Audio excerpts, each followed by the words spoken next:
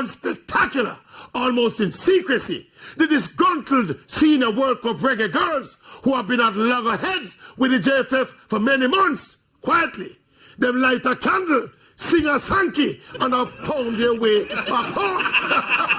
All of 16 players from the World Cup squad are back for the 2 upcoming friendlies against Brazil. And not just the girls, but the former coach Hubert Busby is also back after an enforced leave of absence. And automatically we have to wonder, is it the return of Coach Busby that resulted in the return of the girls? And what about those myriad of issues with the JFF? Are they all resolved? And what about possible issues going forward? Not getting paid on time, issues with air travel, hotel accommodation, etc.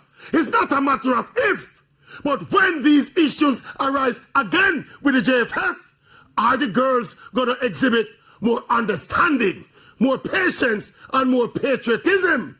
Or them are going to strike again? That is the question. Will they strike again?